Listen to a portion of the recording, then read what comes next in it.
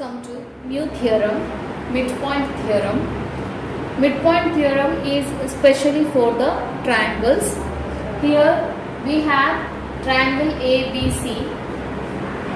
According to midpoint theorem, segment joining midpoints of any two sides of a triangle is parallel to the third side and half of it.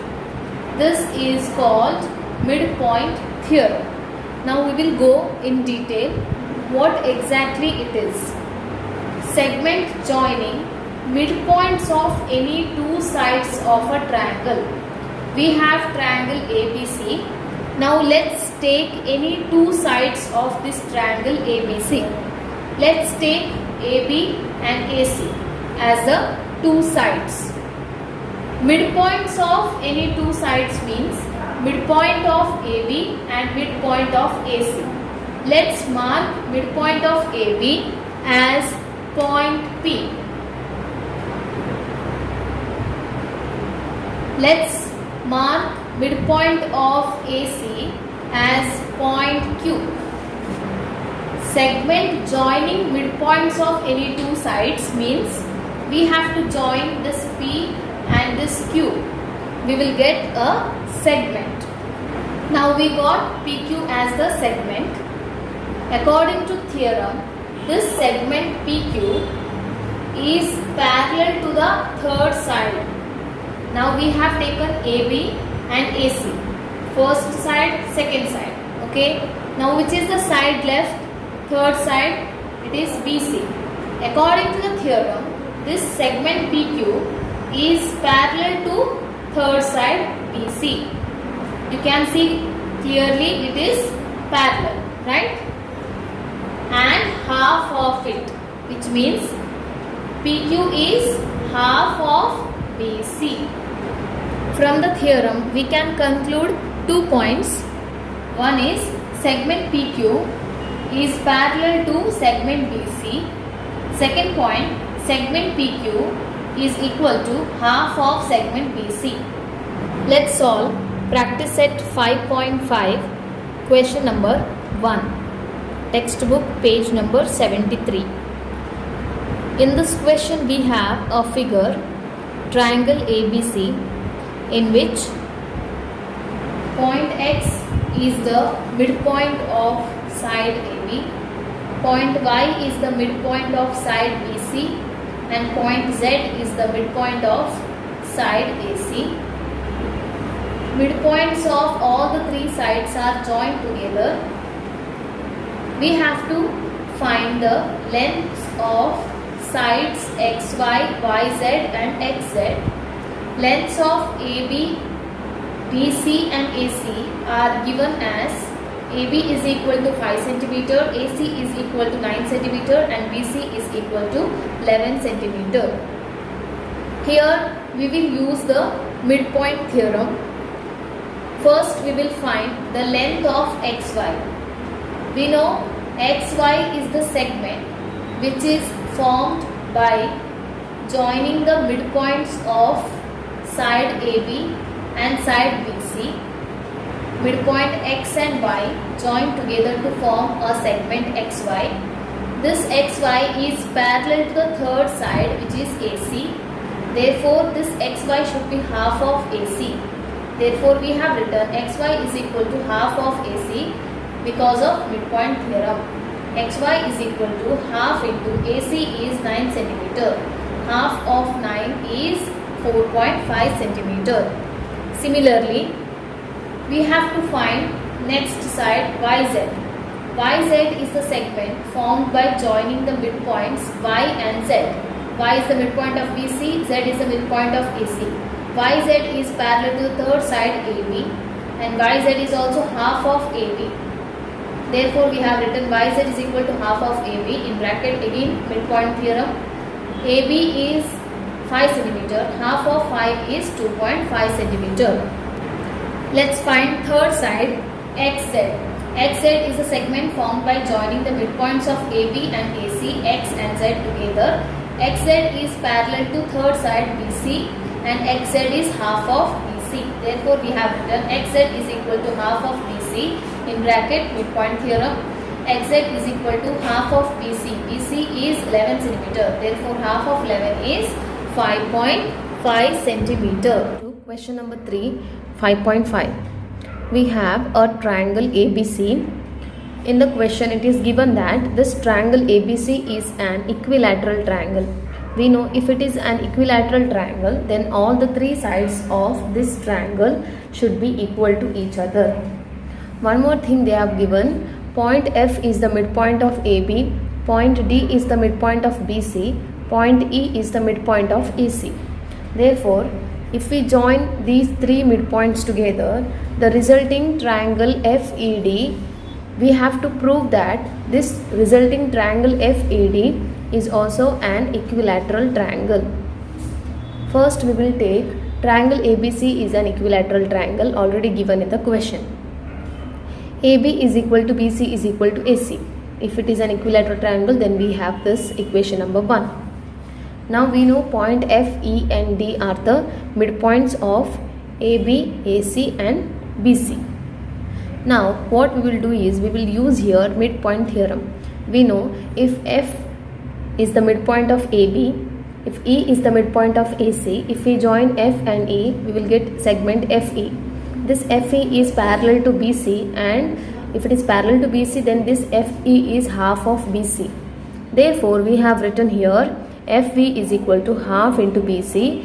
That is equation number 2 in bracket midpoint theorem. Similarly, we will do for ED and FD. Second side we are writing ED. ED is equal to half of AB because this ED is the segment formed by joining midpoint of ACE and midpoint of BCD. ED is parallel to AB and ED is half of AB. Therefore, we have written ED is half of AB. Let it be equation number 3. This also comes in midpoint theorem. Next, we will find third side FD. So, FD is half of AC. We have written FD is half of AC. Let it be equation number 4. This also comes in midpoint theorem. Now, we know AB, BC and AC are equal to each other. Therefore, if FE, ED and FD are half of these three, then if these three are equal, then these three also should be equal. Therefore, we have written FE is equal to ED is equal to FD. From equation number 1, 2, 3 and 4, we have written this. Now, let it be equation number 5.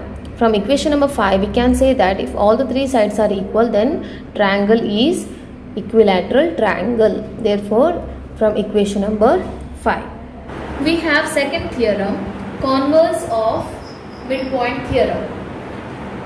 According to this theorem, if a line drawn through the midpoint of one side of a triangle and parallel to the other side, then it bisects the third side. I'll explain in detail. If a line drawn through the midpoint of one side, which means now we have triangle ABC. We have taken point P as the midpoint of AB. So this line we will draw from the midpoint of one side, and this line will be parallel to the second side. Therefore, this line will touch the third side of the triangle, which is AC, and this line PQ will bisect the third side AC into two equal parts, where AQ is equal to QC. Here we can conclude that P is the midpoint of AB. From P we have drawn the segment. Therefore, this segment PQ is parallel to segment PC, and AQ is equal to QC. This is the last and main point which we can conclude from the converse of midpoint theorem. Question number 2. We have two rectangles, larger rectangle and smaller rectangle. Larger rectangle PQRS and smaller rectangle MNRL, or you can name LMNR. It is given that M is the midpoint of PR. We have to prove two things here. First thing, SL equal to LR. Second thing, LN, when we join this LN is half of SQ. When we join this SQ and LN, LN should be half of SQ. That is the second thing we have to prove. Since it is a prove that type of question, first step given, second step to prove, we have written directly from the question. Coming to third part, proof. First we have to prove SL equal to LR. Now here we will use converse of midpoint theorem. We will take triangle SPR. In SPR, we know M is the midpoint of PR, and if M is the midpoint, we will draw a segment which is parallel to the second side, PS. When it is parallel to the PS, it will touch the SR, the third side, and this ML will bisect the third side into two equal parts, which means SL and LR are the equal parts. Therefore, we have written in triangle SPR, M is the midpoint of PR and segment ML parallel to segment PS. Therefore, SL equal to LR, converse of midpoint theorem. Next, we will prove LN is half of SQ. We have considered only triangle SQR. We have to join LN and SQ. Now, if we take this triangle, we know L is the midpoint of SR and N is the midpoint of RQ. If two midpoints of two sides of a triangle join together, then that segment formed will be parallel to the third side SQ. Therefore, LN is equal to half of SQ from midpoint theorem. Same thing we have written here in triangle SQR. L is the midpoint of SR, N is the midpoint of RQ. Therefore, LN is parallel to SQ. And therefore, LN is half of SQ from midpoint theorem. Let's come to question number 4. In question number 4, we have this figure.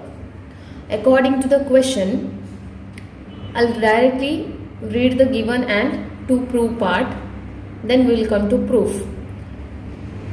First thing, PD is the median of triangle PQR.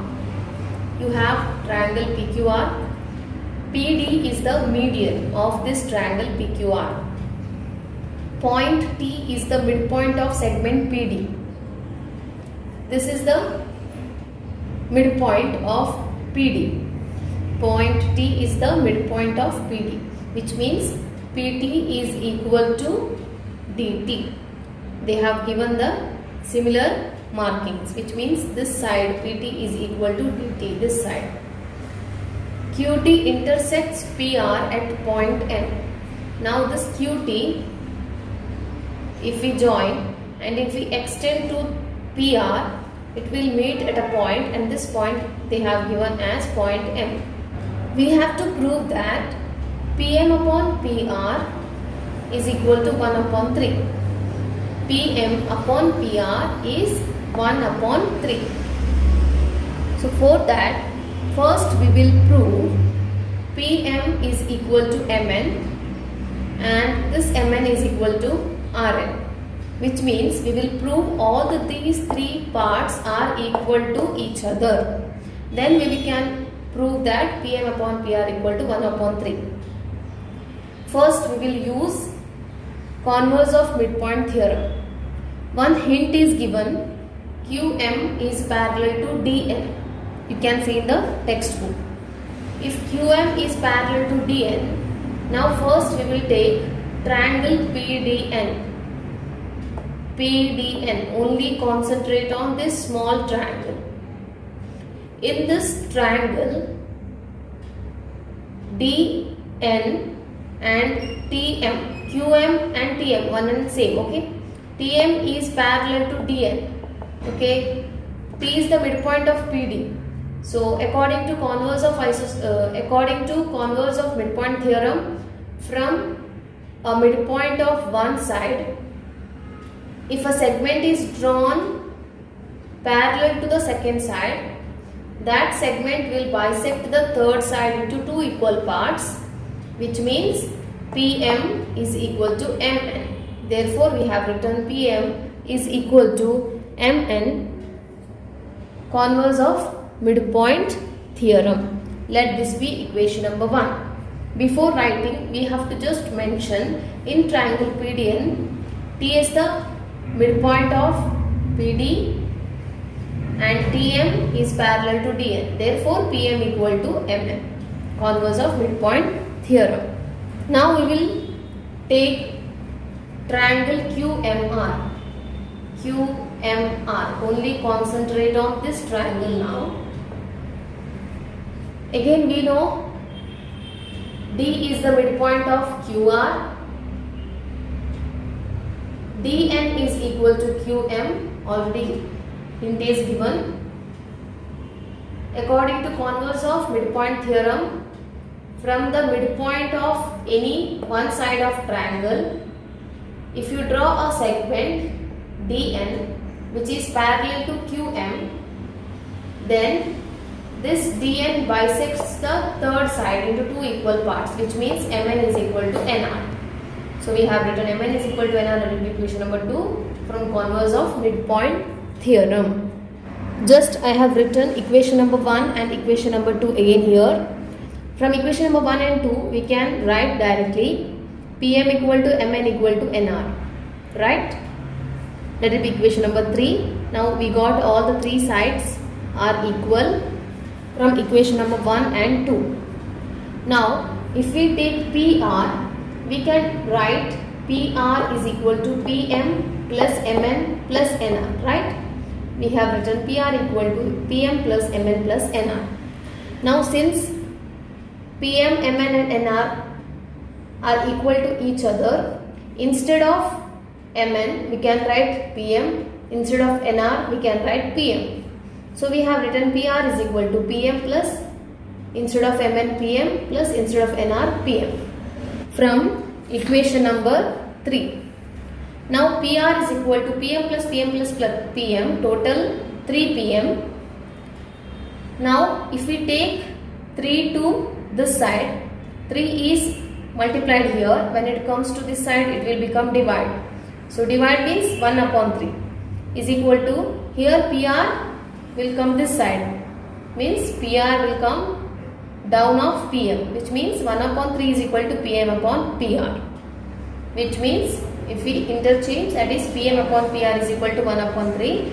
This we have proved.